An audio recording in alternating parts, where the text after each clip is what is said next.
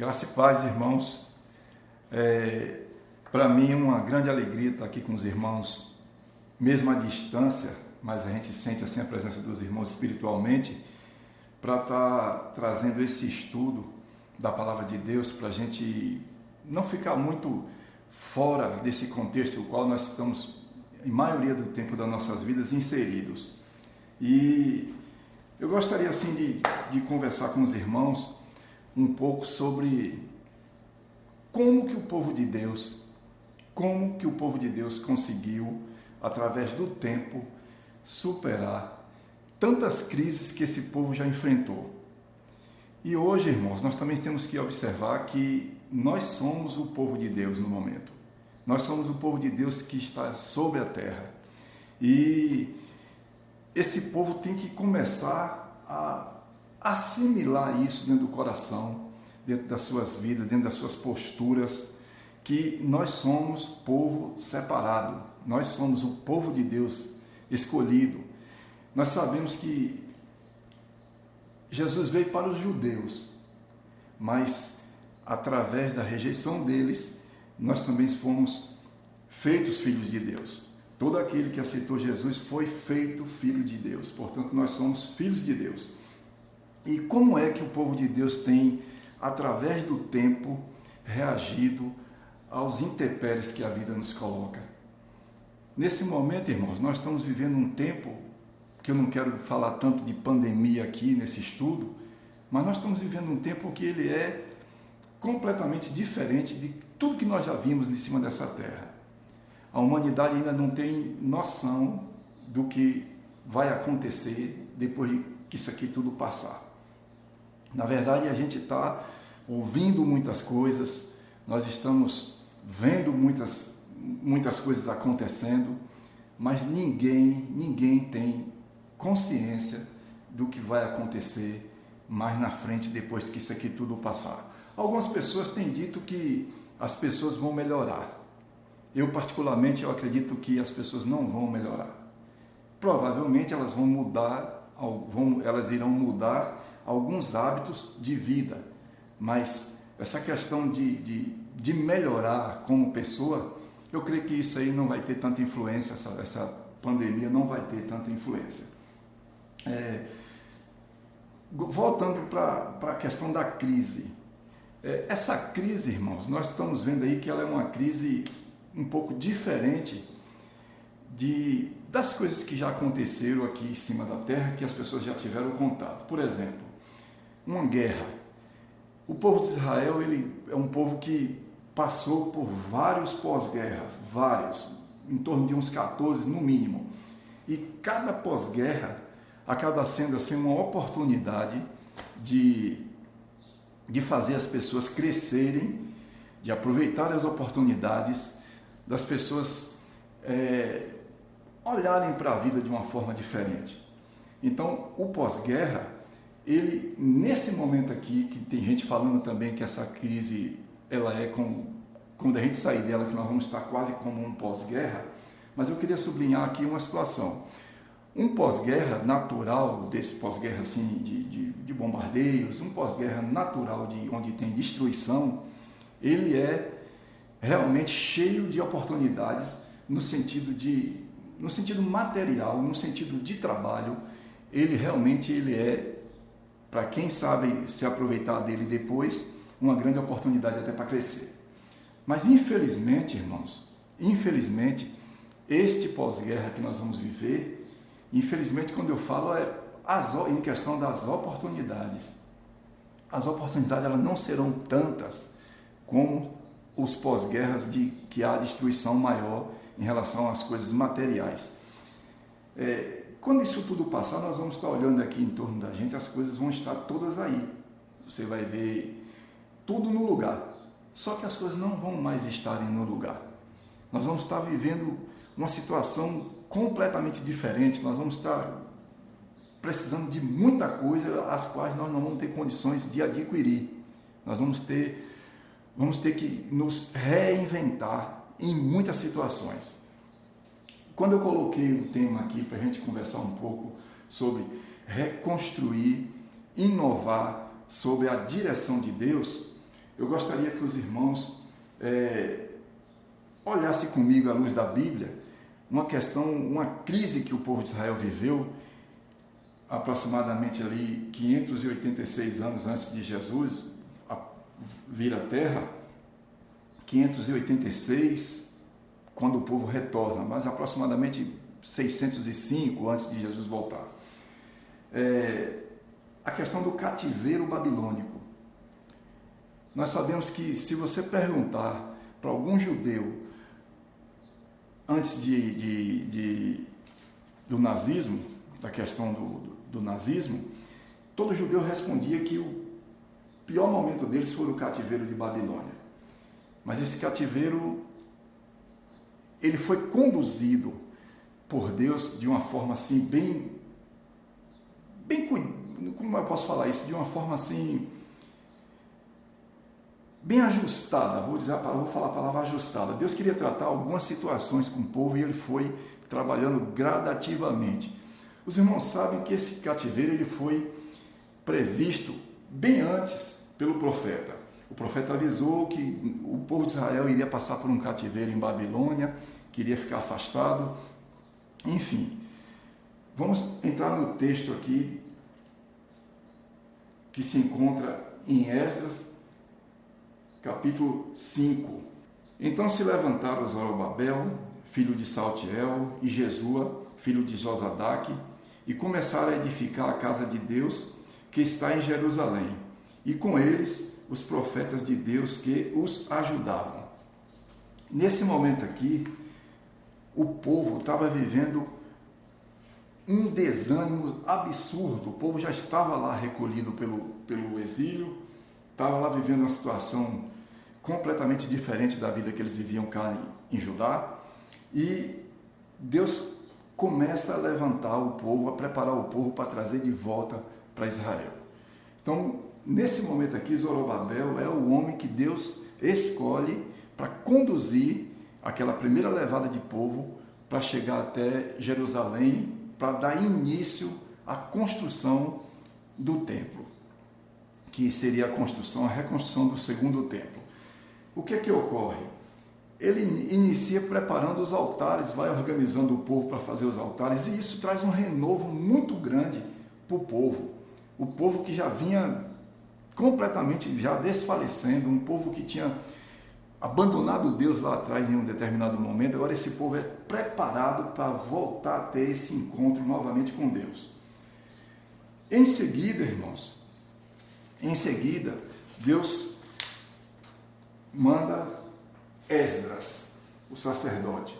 Então Esdras é o homem que Deus vai separar para tratar da questão espiritual do povo. Zorobabel traz o povo, naquele primeiro momento o povo se sente animado, a esperança chega no coração do povo, agora chega Esdras. O que Esdras vai fazer? Esdras, como sacerdote, ele vai tratar o quê? Ele vai tratar da purificação do povo, ele vai cuidar da parte espiritual do povo para que o povo comece a entender a dependência dele de Deus. Então Esdras começa. O texto bíblico está em Neemias, capítulo 8, versículo 2 e 3, que diz assim: E Esdras, o sacerdote, trouxe a lei perante a congregação, tanto de homens como de mulheres, e todos os que podiam ouvir com entendimento, no primeiro dia do 7º mês. E leu no livro diante da praça, que está diante da porta das águas, desde a alva até o meio-dia, perante homens e mulheres, e os que podiam entender, e os ouvidos de todo o povo estavam atentos ao livro da lei. Então aqui, o sacerdote Esdras, ele começa a trazer à memória do povo a lei de Deus.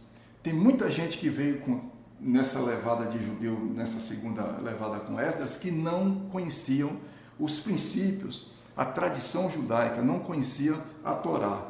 Então, qual o papel de Esdras? Esdras está agora fazendo com que o povo se reconcilie com Deus, que o povo volte a temer ao Senhor, que o povo volte a andar nos caminhos do Senhor, caminhos estes que foi o que, por eles se afastarem, foi o que fez com que eles lá atrás, praticamente aqui já uns quase 90 anos, a saírem da presença de Deus, e que Deus acabou fazendo isso aqui com esse povo. Que Deus sempre está usando uma maneira de ajustar o povo dele, e não é por falta de amor, mas a misericórdia dele sempre prevalece, e aqui ele está colocando em prática a misericórdia dele. Então Esdras começa a fazer esse trabalho de reavivamento com as pessoas, começa a ensinar a lei para as pessoas aumentarem o seu temor diante de Deus. Então, logo em seguida, Deus vai preparar agora um outro homem, por nome de Neemias. E Neemias está lá na cidadela de Suzá, servindo ao rei Artaxerxes. Então, nós vamos ler agora o texto que se encontra em Neemias.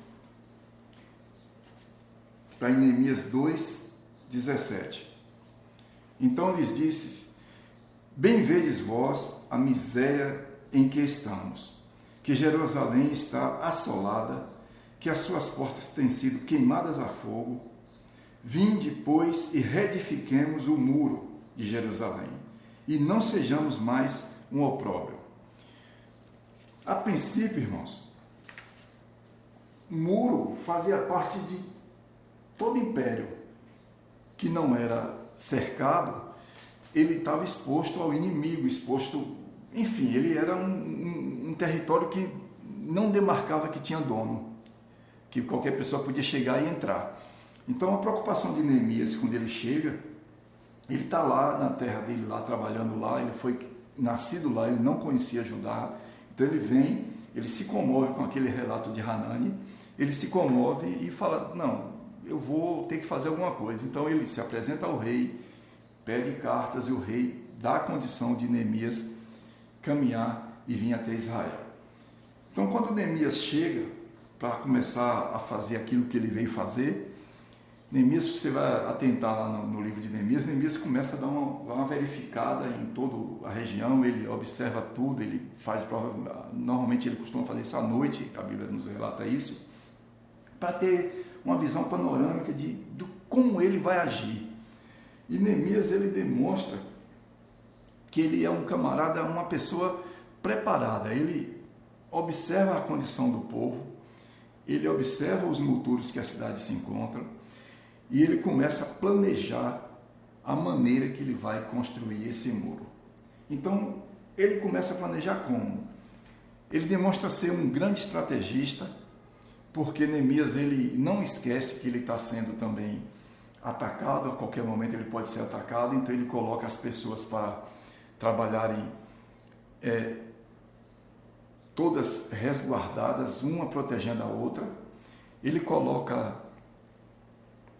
tem um momento que ele coloca as pessoas em frente às suas próprias casas para construírem os seus próprios muros. Então ele vai dizer: olha, você mora aqui, você vai fazer o muro que está em frente à sua casa.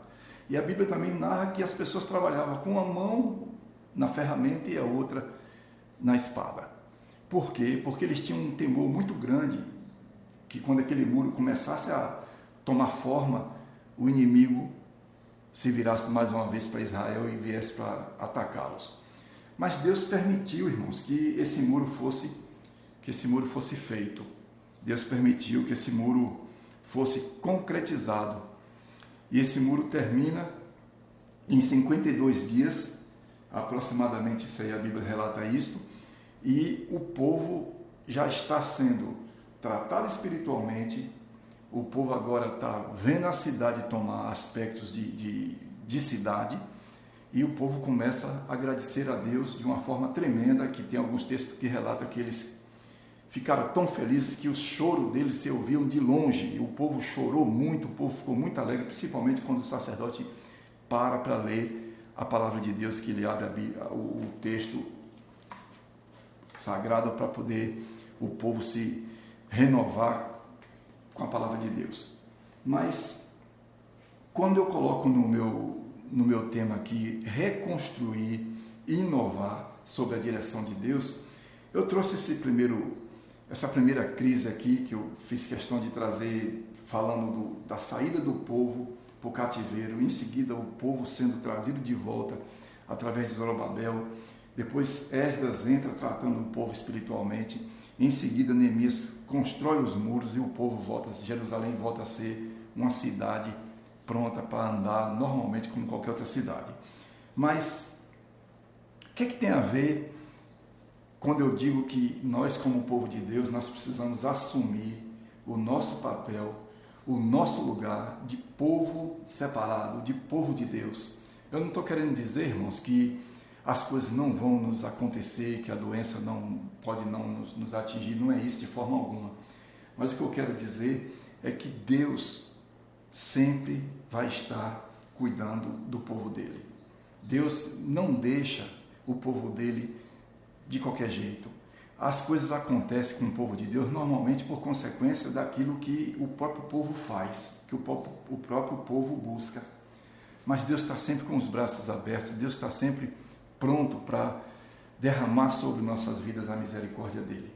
Então, nesse momento que o mundo está passando aí por essa situação, que a ciência aparentemente, parece que ela está falhando um pouco. Em algum momento o pessoal colocou a esperança muito na ciência, e a ciência é importante sim, mas quando a ciência toma o lugar de Deus, irmãos, na história, a coisa começa a ficar complicada.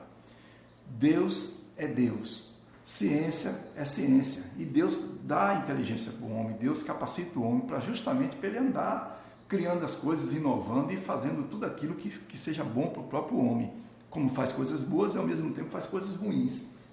Mas é tudo, nós não podemos esquecer que é tudo divinamente inspirado. Essa é a questão.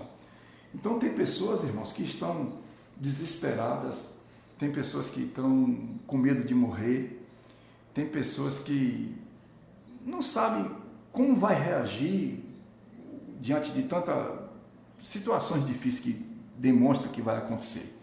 Mas nós temos que ter o pensamento da seguinte forma: as coisas já aconteceram muitas vezes em cima desse povo, e nós somos o povo de Deus, nós não podemos perder o equilíbrio, nós precisamos nos manter serenos, até mesmo para a gente estar apoiando aquelas pessoas que estão em nosso redor, as pessoas que vão olhar para nós e tem que ver na gente o Cristo, ver na gente que nós temos uma esperança que a ciência não explica, que a história pode até mostrar que o povo sofre, mas a história mostra também que o povo se supera, e nós temos que estar pronto para ser essa luz, não uma luz no sentido literal de luz, no sentido que refletir Jesus para as pessoas, como crente, como servos. Agora nós não estamos imunes, nós não estamos isentos de sofrer mortes em nossa família, nós não estamos, isso tudo é sujeito às nossas vidas. Agora, nós temos que entender que tudo que vai acontecendo aí depois vai precisar muito de criação, vai precisar muito de criatividade, vai precisar muito de inovação. E eu quero ler um texto que eu separei aqui também, que fala um pouco sobre a questão de Israel, porque Israel ele vem passando por muita dificuldade durante todo esse período que Israel está em cima da terra. O povo de Israel é um povo perseguido, é um povo que já passou por muitas coisas, mas é um povo que sempre se supera. Mas por que esse povo sempre se supera? Porque ele, na verdade, as pessoas aí fora, parece que o mundo esquece, não leva a sério que Israel é o povo de Deus. Irmãos, Israel é o povo de Deus. Muitos países em cima dessa terra, muitos países, se passassem muito menos do que Israel já passou, não estaria mais nem como país em cima da terra, não estariam aqui. Porém, Deus tem sempre Israel em suas mãos, e nós, como povo de Deus, nação também separada, nós, quando eu falo, não é nós só, questão do Brasil, o povo de Deus em cima da terra, todo aquele que crê no Cristo, nós também somos feitos filhos de Deus. E para o irmão ter uma ideia, eu gostaria assim de estar lendo aqui um texto com os irmãos, que trata de falar um pouco sobre como Israel, mesmo um território tão pequeno, uma nação, pelo menos dentro geograficamente muito pequena, é capaz de se superar e ser destaques em muitas áreas que rege o mercado mundial. O texto diz o seguinte: o novo país se destacou através do pioneirismo, do empreendedorismo, da inovação, principalmente em áreas como tecnologia, ciência e medicina. E diz mais: a nação startup, como Israel frequentemente é apelidado, possui hoje algo em torno de 4.300 e 6.000 startups ativas. 673 novas empresas emergentes surgiram no país.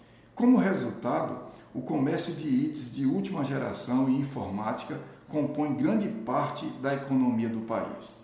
Representou 32% do total de exportações de manufatura no país. De acordo com dados oficiais de chips de computadores e aparelhos celulares, equipamentos de medicina avançada ou câmeras inteligentes para carros autônomos, poucos itens da vida moderna parecem não ter sido, pelo menos parcialmente, criados ou desenvolvidos no pequeno país do Oriente Médio. Então, o povo de Israel, quando ele chega em 1947, se torna novamente uma nação e é definido pelas Nações Unidas o território que Israel vai ocupar, nós sabemos que logo em seguida se levantou algumas nações, que foi a Guerra dos 6 Dias, que vieram com tudo sobre Israel. E até hoje as pessoas se perguntam como que um país daquele tamanho conseguiu suportar um ataque tão fulminante como aqueles países fizeram sobre Israel. O Egito, os árabes, enfim. Todos eles vieram ao mesmo tempo contra Israel. E Israel conseguiu vencê-los e ainda mais. Conseguiu agregar algumas partes do Egito ao território de Israel e logo em seguida, lá na frente, Israel vai devolver, mas mesmo assim, em relação ao primeiro acordo, Israel acabou ficando maior do que o que ele tinha recebido antes, depois da guerra.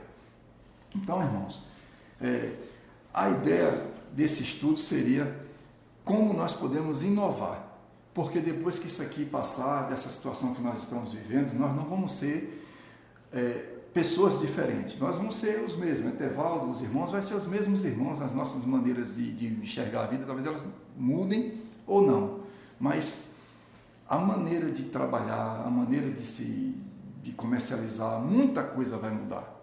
A maneira de cultuar, algumas coisas vão ser modificadas. As experiências que estão sendo vividas, algumas vão ser assimiladas para nunca mais ser de outra maneira. E algumas vão retornar como era antes. E então, o que nós precisamos fazer para sairmos bem depois dessa situação que nós estamos vivendo? Eu coloquei aqui que nós temos que assumir, já falei isso aqui 2 vezes, vou falar novamente, nós temos que assumir que somos povo de Deus. Esse é o ponto inicial, irmãos. Tudo que estiver acontecendo, você tem que ter isso em mente, nós somos o povo de Deus. Nós não podemos temer a morte, não podemos temer nada, a gente simplesmente tem que fazer as coisas que agradem a Deus, andar sob a direção dele, porque nós somos o povo de Deus e nós temos que andar totalmente debaixo da direção de Deus. Como a gente já faz isso em nossas vidas naturalmente, mas depois disso tudo aqui, a gente vai precisar assumir isso mais ainda. Nós vamos precisar viver isso de uma forma mais intensa. Nós somos o povo de Deus. Nós somos o povo de Deus. E uma coisa que não pode faltar para a gente também sair com vantagem, a vantagem que eu falo é superar o que nós estamos vivendo, é buscar conhecimento. Buscar conhecimento é algo que nós temos que fazer desde sempre, mas daqui para frente nós temos que buscar mais ainda, porque vai ter muita coisa que vai acontecer por aí que a gente vai ter que estar sabendo como é que nós vamos estar se movimentando, sabendo como é que nós vamos estar enfrentando tudo isso. Então, o segundo tópico aqui que eu coloco, o segundo item aqui é buscar conhecimento. Primeiro, assumir como povo de Deus e viver na dependência dele, ainda mais, e buscar conhecimento. Nós temos que buscar conhecimento para poder continuarmos andando de cima dessa terra. E algo que não pode faltar também é planejamento. Irmãos, a maioria das pessoas normalmente não se planejam. Elas fazem as coisas em cima assim, de emoções, de situações assim, de impulso. Mas nós precisamos, a partir desse tempo aqui, irmãos, a gente vai precisar muito, muito se planejar. Vamos ter que fazer isso com os nossos filhos, em relação ao nosso trabalho, em relação à nossa igreja, em relação a todas as áreas da vida a qual nós se envolvemos socialmente. Nós vamos ter que planejar, fazer tudo marcado, tudo dentro daquilo que esteja ao nosso alcance. É um fator assim predominante e fundamental para poder a gente conseguir ter essa, como é que eu posso falar, vencer esse obstáculo que nós estamos passando nesse momento e ter lá na frente não quero falar a palavra sucesso, mas vou falar, enfim, ter êxito lá na frente e seguir a nossa vida com êxito. Êxito que eu falo não é fortuna, não é nada disso, é ter êxito, manter a nossa vida, pronto, a palavra é essa, manter a nossa vida equilibrada. Então, assumir que somos povo de Deus. Em segundo lugar, temos que planejar, e primeiro ter conhecimento e planejar. Assumir que somos povo de Deus, ter conhecimento, aumentar o nosso conhecimento e planejar as nossas ações. E por fim, com tudo isso aí que nós podemos colocar dentro da nossa postura, dentro da nossa vida daqui para frente, automaticamente as coisas irão começar a aparecer, que vai ser as inovações que vão surgir no mundo. Mas o princípio é esse, principalmente o povo de Deus que precisa estar se superando a cada tempo. Nós vamos ter a oportunidade de realmente estar inovando. Como inovando? Inovando coisas que a gente fazia de uma maneira, a gente provavelmente vai fazer de outra. E que Deus nos dê graça, nos dê sabedoria.